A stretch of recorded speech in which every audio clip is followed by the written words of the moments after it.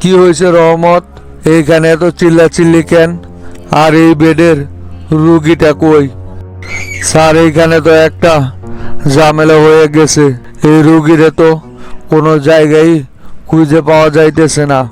মনে হয় এই রুগী হাসপাতাল ছাইড়া পলাইছে স্যার। এই মিয়া, কি বলো তুমি এইসব? তোমার কি মাথা টাথা গেছে নাকি? রুগী হাসপাতাল থেকে পালাইছে মানে? তোমরা এতগুলো গার্ড থাকা সত্ত্বে কিভাবে রুগী হাসপাতাল থেকে পালিয়ে যায়? তুমি কি জানো এই রুগীটা কত গুরুত্বপূর্ণ একজন পেশেন্ট ছিল? ওনাকে স্বয়ং হামিদ স্যার এইখানে অ্যাডমিট করাইছিল। সারাক্ষণ ওনার নজর রাখার জন্য বইলা গেছিল আমারে। তোমরা এটা কি করছো? এখন কি জবাব দিব আমি? স্যার, পিছনের ওই সাইডে যখন শর্ট সার্কিট হয় তখন সবাই ওইটা নিয়েই ব্যস্ত ছিল, তাই এই দিকে কেউ নজর দিতে পারতেছিল না।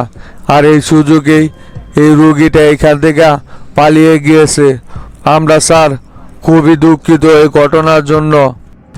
এখন আর দুঃখ প্রকাশ করে কি লাভ হইব? যা হবার তো তা হয়ে গেছে। দেখি আগে স্যারের সাথে কথা বলি, না জানি আমার চাকরিটা আছে নাকি। একটা কথা কান খুলে শুনে রাখো, যদি এই ঘটনায় আমার কোনো ঝামেলায় পড়তে হয় এর সম্পূর্ণ দায়ভার কিন্তু তোমাকে নিতে হইব। তুমি হচ্ছ নিরাপত্তা বিভাগের প্রধান। তোমার দায়িত্ব ছিল এদেরকে দেখে রাখার। তুমি সেই দায়িত্ব পালনে ব্যর্থ হয়েছ। কি হয়েছে মোল্লা ভাই?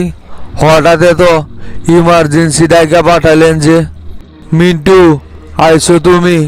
এইদিকে তো মিন্টু পাশার দান একেবারে উল্টা গেছে। শামসুর সব খেলা একেবারে শেষ করে দেওয়ার সময় এসেছে। অনেক বড় একটা সুযোগ আমাদের হাতে আইছে মিন্টু। ইমার্জেন্সি আমাদের এখন এটা নিয়ে পদক্ষেপ নিতে হইব। এবার শামসু আর আমাদের হাত থেকে কোনোভাবেই পালাইতে পারবো না। শামসুর খেলা একেবারে শেষ মিন্টু। আপনি কিসের কথা বলতেছেন মোল্লা ভাই? কিছুই কিন্তু আমার কাছে ক্লিয়ার হইতেছে না। আগে আমার এই ঘটনাটা পুরোপুরি খুলে বলেন তো দেখি ভাই, কি হয়েছে মূলত? আপনি কি জন্য হঠাৎ এত এক্সপিরিয়েন্স দেখাচ্ছেন যে শামসুর বিরুদ্ধে আপনি অ্যাকশন নিতে সম্পূর্ণভাবে প্রস্তুত আছেন? কি হয়েছে ভাই? ঘটনা আমারে সম্পূর্ণ আগে খুলে বলেন দেখি। আরে মিয়া, এবি পার্টির সভাপতি বাহাদুর তো আমার কাছে এখন। এতদিন যাবৎ বাহাদুরকে মেন্টাল হাসপাতালে বন্দি করে রেখেছিল শামসু। সেই বাহাদুর এখন হাসপাতাল থেকে পালিয়ে সরাসরি আমার কাছে চলে আইছে। বুঝতে পারতেছো তুমি মিন্টু, কত বড় একটা সুযোগ আমাদের কাছে আছে। শামসুরে তো এখন সংবাদ সম্মেলন করে পুরোপুরি ফাঁসাই দেওয়া হইব। বাহাদুরকে এখন শামসুর বিরুদ্ধে স্টেটমেন্ট দিতে বলবো। বলেন কি মোল্লা ভাই? এটা তো দেখতেছি মেঘ না চাইতেই বৃষ্টি।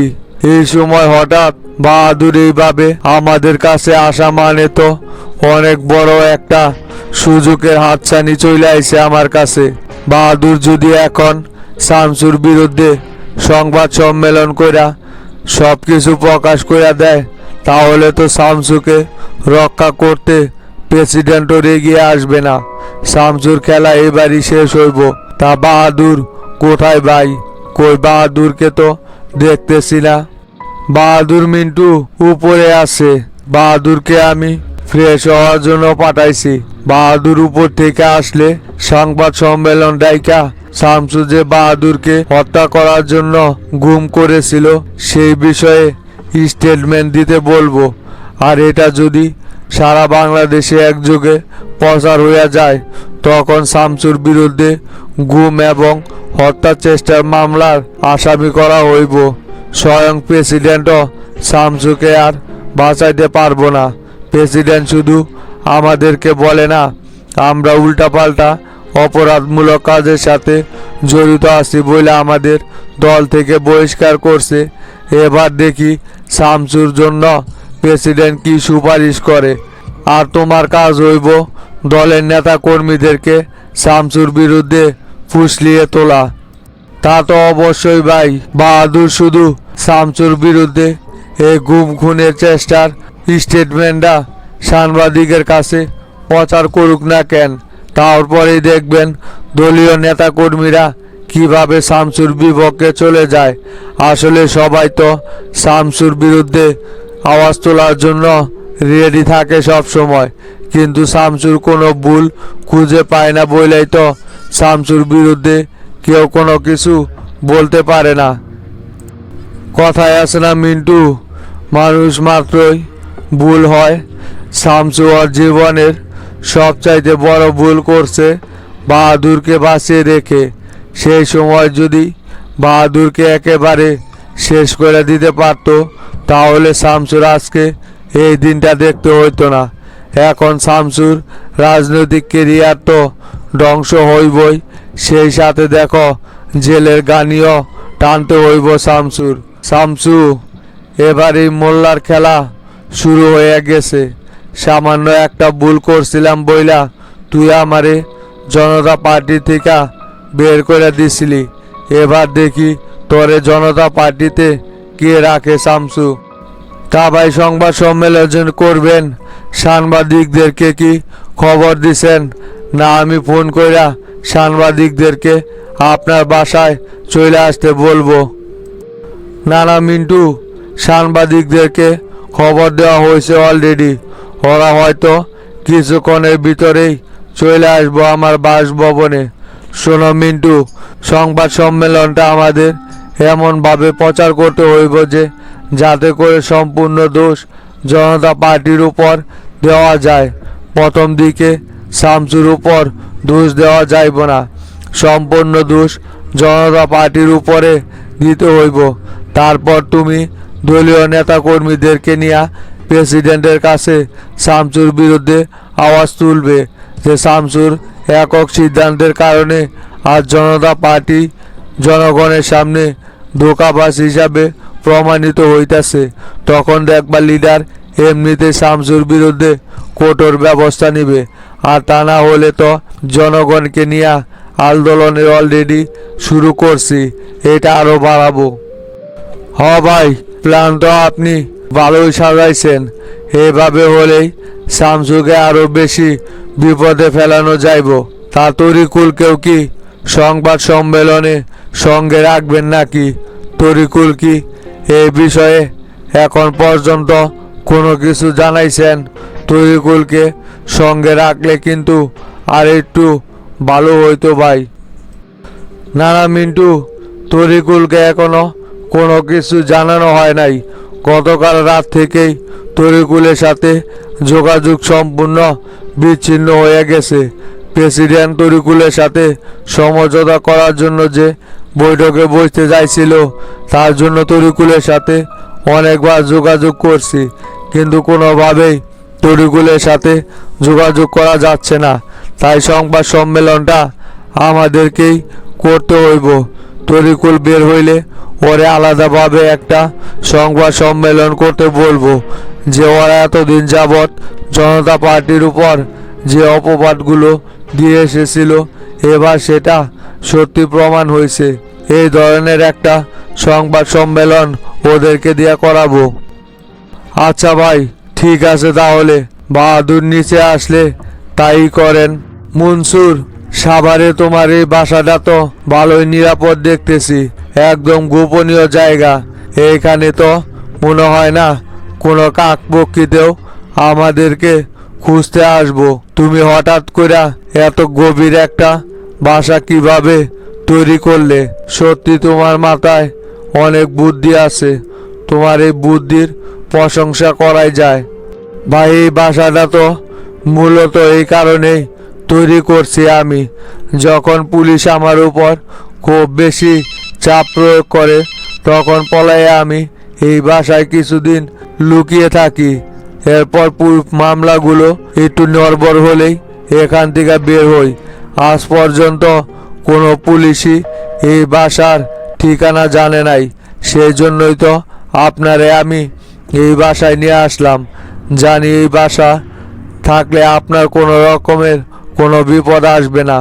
আর এখন আপনাকে আত্মগোপনেই থাকতে হইব, তা না হলে আপনার উপর অনেক বড় ঝামেলা চলে আসতে পারে।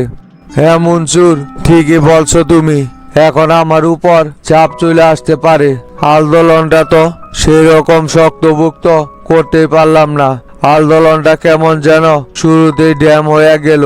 ভার্সিটির পোলায় পান দিয়া যে একটা প্ল্যান সাজাইছিলাম, এটা যদি বাস্তবায়ন করতে পারতাম তাহলে জনতা পার্টির গদি নড়ানো যাইতো।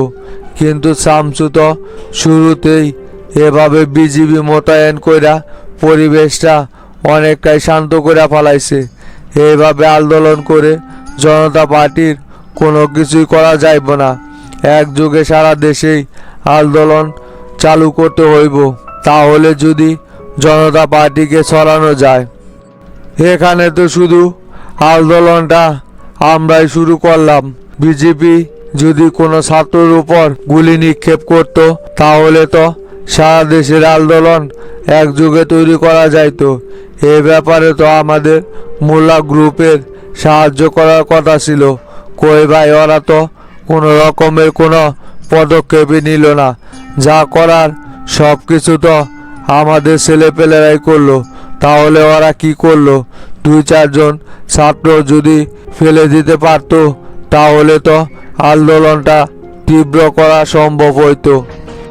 প্ল্যান তো আমাদের সেরকমই ছিল যে বহিরাগত কিছু ছাত্র ঢুকিয়ে পুলিশের উপর আক্রমণ করা হইব, যাতে করে পাল্টা আক্রমণ চালিয়ে পুলিশ ছাত্রদের জখম করতে পারে। কিন্তু সেই সমস্ত প্ল্যান সাজানোর আগেই সেইখানে বিজিবি এবং পুলিশ গিয়ে পরিস্থিতিটা একদম পাল্টে দিয়েছে। এখন তো মোল্লা ভাইয়ের সাথে কোনো রকম যোগাযোগ করতে পারতেছি না। ওনার সাথে যোগাযোগ করতে পারলে তো পরবর্তী পদক্ষেপ কি নেওয়া যায় সেই সম্পর্কে জানা যাইতো। এখন আর ছাত্রদের দিয়ে আন্দোলন করার কথা বাদ দিয়ে নতুন করে প্ল্যান সাজান।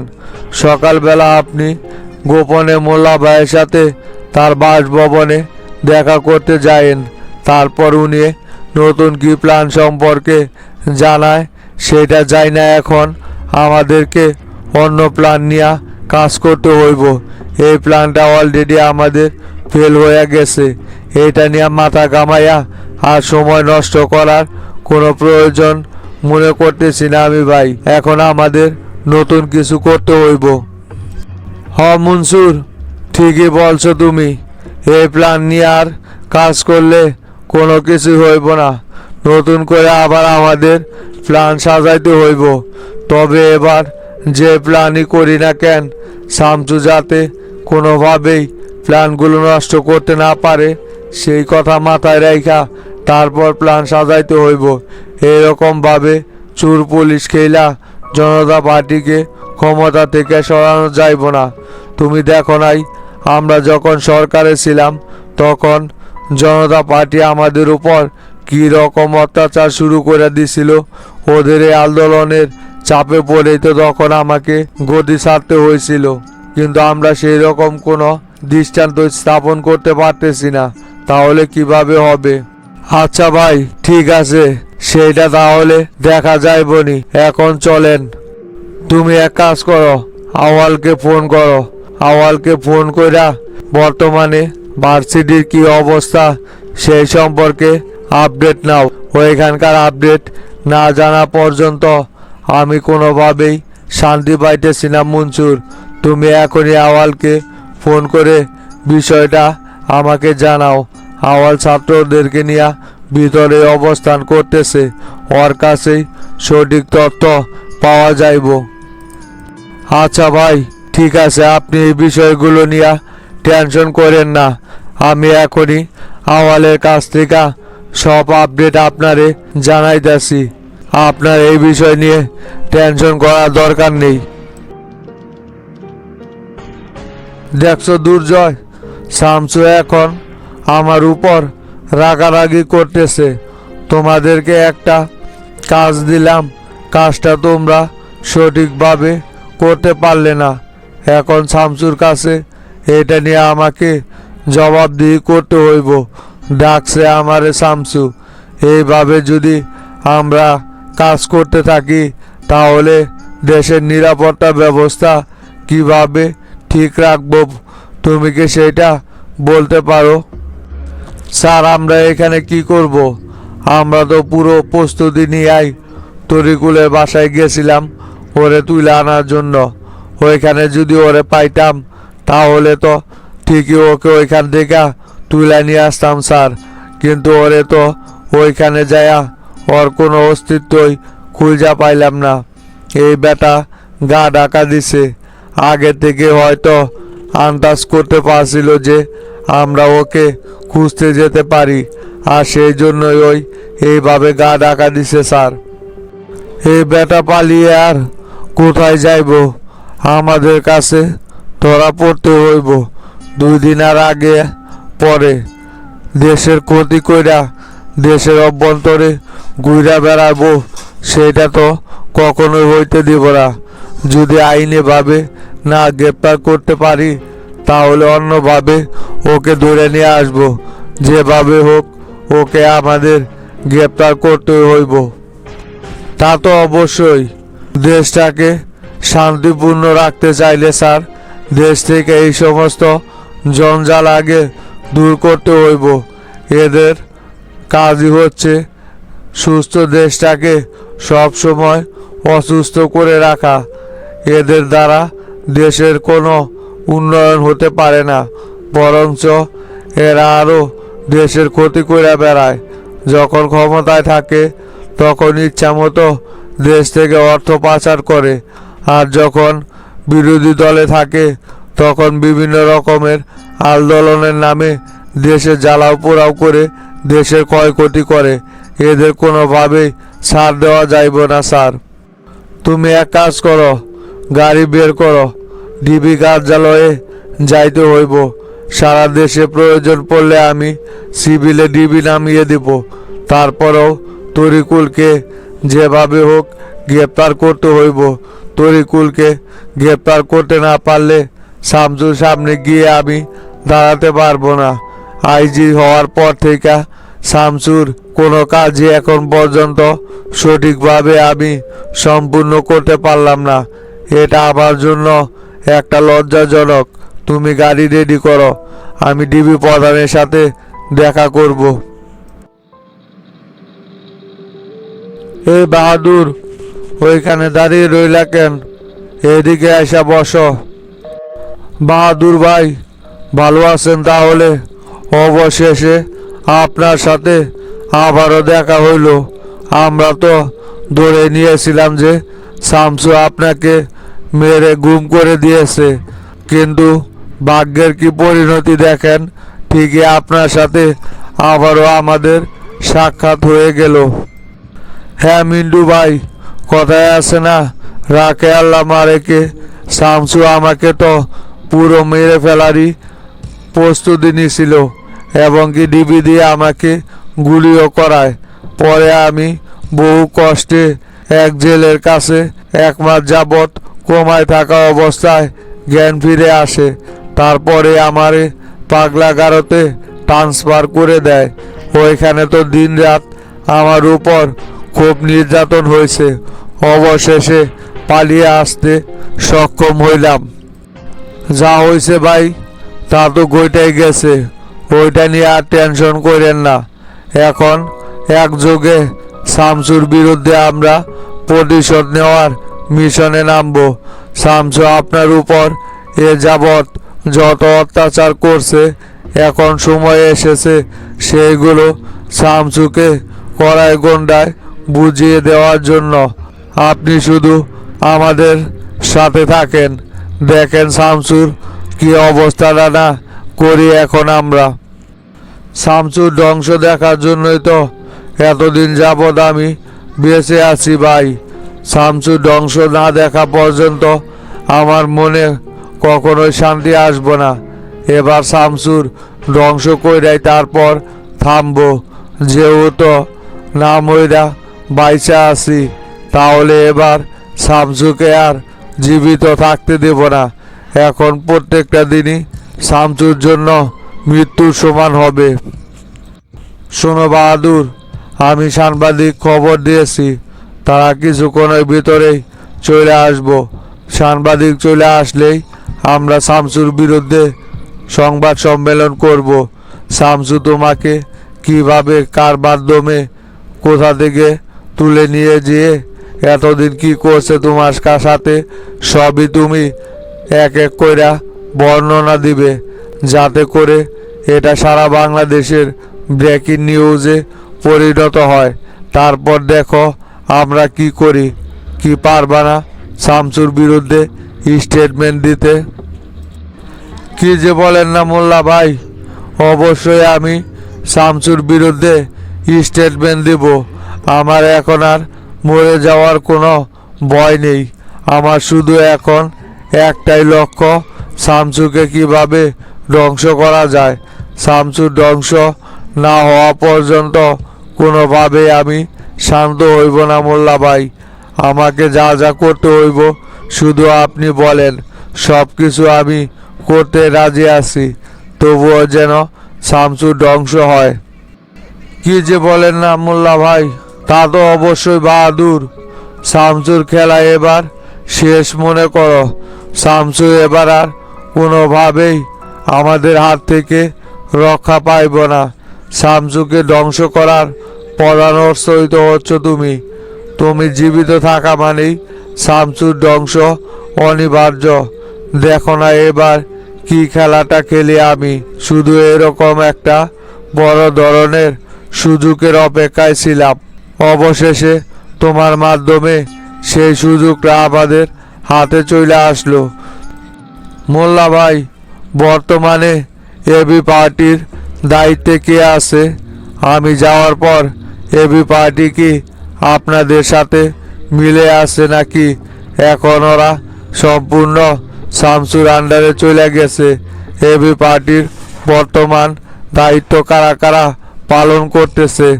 আমি তো এতদিন পাগলাগারোতে থাকার জন্য বাইরের জগতের কোনো খোঁজ খবরই রাখতে পারি নাই। তুমি গুম হওয়ার পরপরই শামসুর সাথে হাত মিলিয়ে এবি পার্টির সভাপতি, কবির এবং সাধারণ সম্পাদক হিসাবে মিলনকে সিলেক্ট করে দিয়েছে শামসু। ওরা তোমার দলের সাথে অনেক বড় একটা গাদ্দারি করছে, আর ওরা মূলত দায়িত্ব নেওয়াটার কারণেই তোমার নিখোঁজ হওয়ার বিষয়ে আমরা সেরকম কোনো পদক্ষেপ নিতে পারি নাই। সকল নেতা কর্মীদেরকে ওরা দমিয়ে রেখেছিল শামসু ওদেরকে দিয়া, যাতে তোমার নিখোঁজের বিষয়ে কোনো রকমের পদক্ষেপ না নিতে পারে এবি পার্টি, সেই ব্যবস্থা করছে। ওরা তোমার সাথে অনেক বড় গাদ্দারি করছে। আমার খায়ে আমার পইরাই আমার সাথে এরা বেঈমানি করছে, তাই না? এই সমস্ত বেঈমানদেরকে অবশ্যই আমি শাস্তি দেবই নিজ হাতে। বেঈমানির শাস্তি যে কতটা ভয়ঙ্কর হতে পারে এটা ওরা এবার হারে হারে টের পাইব মোল্লা ভাই। একবার শুধু এই ঝামেলা থেকে বের হই, পরে আমার এবি পার্টি আমি আবারও ফিরিয়ে নিব। এই ব্যাপারে আপনাদের সম্পূর্ণ সাপোর্ট আমার প্রয়োজন। আমি দলীয় নেতা কর্মীদের সাথে দেখা করতে চাই ভাই।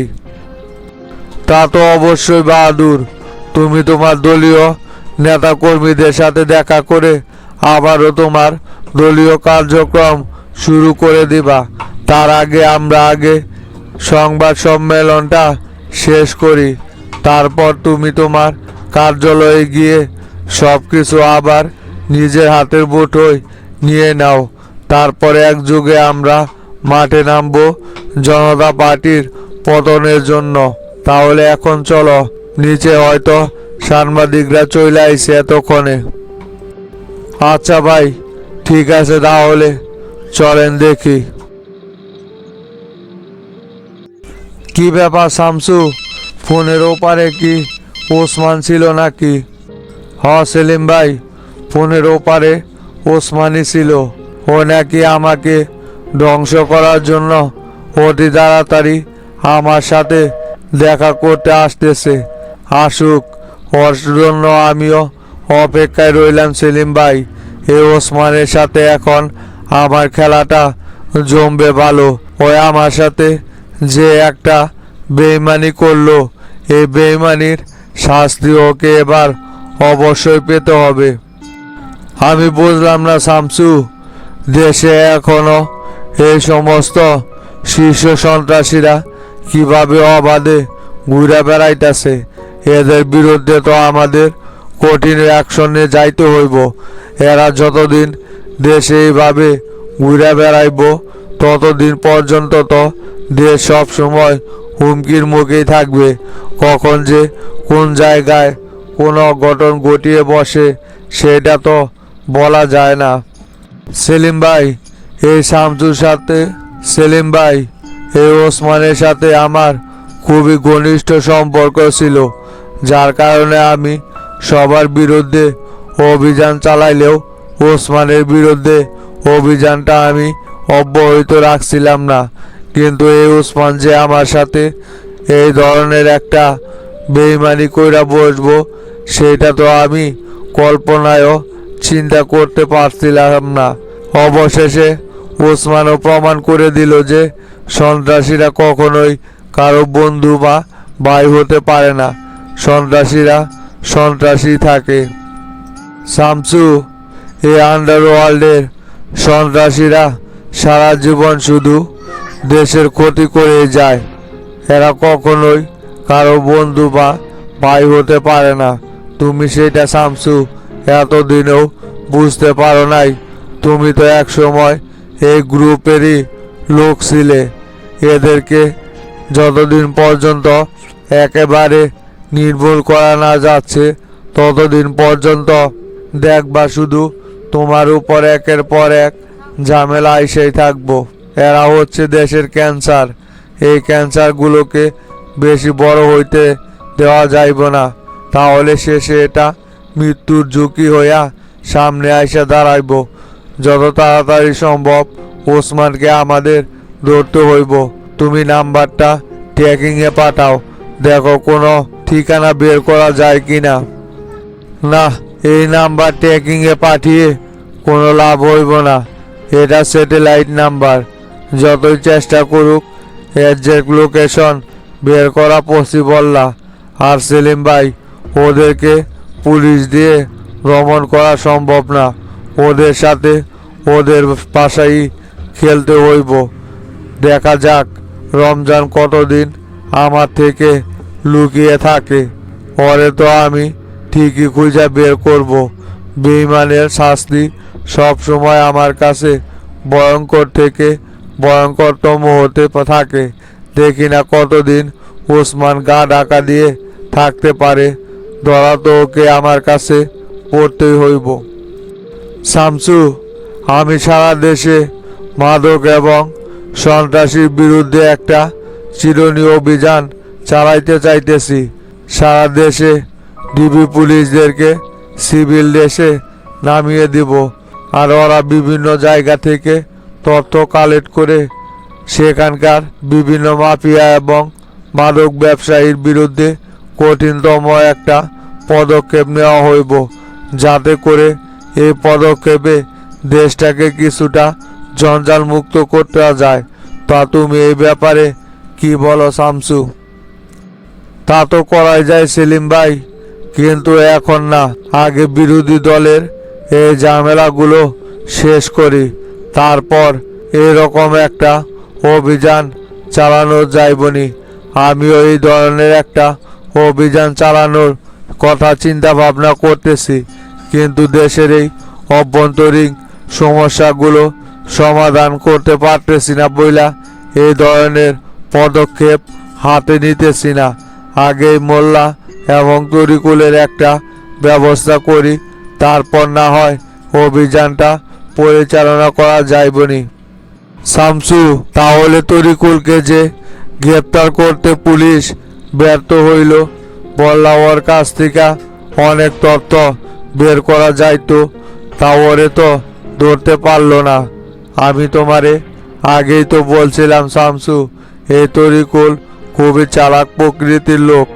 ওই নিশ্চয়ই গা ঢাকা দিয়ে বসে আছে, কারণ ওই খুব ভালো করে জানে যে হাইকোর্ট থেকে আগাম 3 মাসের জামিন নিলে কি হইব। আমরা ঠিকই ওর বিরুদ্ধে পদক্ষেপ নিব, আর সেটা যাই নাই ওই সময় মতো ঠিকই গা ঢাকা দিয়ে আছে।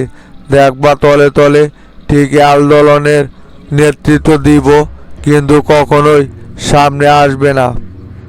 পালিয়ে আর কতদিন থাকতে পারবো এভাবে? ওরে ঠিকই আমি খুঁজা বের করে নিয়ে আসবো। দেশের পরিস্থিতি উত্তপ্ত কইরা এখন আড়ালে গিয়ে লুকিয়ে আছে, তাই না? শামসুর হাত থেকে বেশি দিন কেউ লুকিয়ে থাকতে পারে নাই। প্রশাসন ওরে খুঁজা বের করতে না পারলে কি হইব? আমার গ্রুপ দিয়াই আমি ওরে দেখেন ঠিকই অতি জলদি খুঁজা বের করব। ওরে যদি একবার হাতের মুঠোয় পাই, তাহলে ওর কাছ থেকে যে কি পরিমাণে তথ্য বের করা যাইব সেটা আপনি কল্পনাও করতে পারবেন না। ওরে গোপনেই এই মিশন পরিচালনা করতে হইব, প্রকাশ্যে আনা যাইব না। আমাদের জনতা পার্টির কোন কোন নেতা কর্মী ওরে সাহায্য করতেছে, এ সকলের নাম ওর মুখ থেকেই বের করা যাইব একমাত্র। লিডার তো এইদিকে জনতা পার্টির, লিডার তো এইদিকে নাগরিক পার্টির সাথে সংলাপে বসার জন্য একেবারে উতল হয়ে পড়ছে। উনি তো মনে করতেছে সংলাপে বসলেই বান সবকিছু সমাধান হইয়া যাইব, কিন্তু সংলাপে বসলে যে ওরা আরো পেঁচ ধরে বসবো সেইটারও লিডার বুঝতেছে না। মোল্লা পিছন থেকে সব কলকাঠি নাড়তেছে। মোল্লা কখনোই চাইব না যে নাগরিক পার্টি জনতা পার্টির সাথে মিলেমিশে কাজ করুক। এতে করে মোল্লার জন্যই সব চাইতে লস হইব। সেই জন্য মোল্লা যেভাবে হোক নাগরিক পার্টিকে বিরোধিতার পথে রাখবে, এটা তুমি মিলাই নিও। এই মোল্লাই মূলত এই সব কিছু করাইতেছে। তাছাড়া তরিকুল এতদিন এত সাহস পাচ্ছিল না। সমস্যা নাই সেলিম ভাই, এই মোল্লার এই সবার আগে ধরবো। একবার তো প্রেসিডেন্টের সুপারিশে জেল থেকে বের হয়ে আসলো, এবার ওরে এমন অবস্থা করব প্রেসিডেন্ট কেন, প্রেসিডেন্টের বড়টাও যদি চায় ওরে জেল থেকে আর বের করতে পারবো না। ওরে দেখেন না কি অবস্থাটা করি।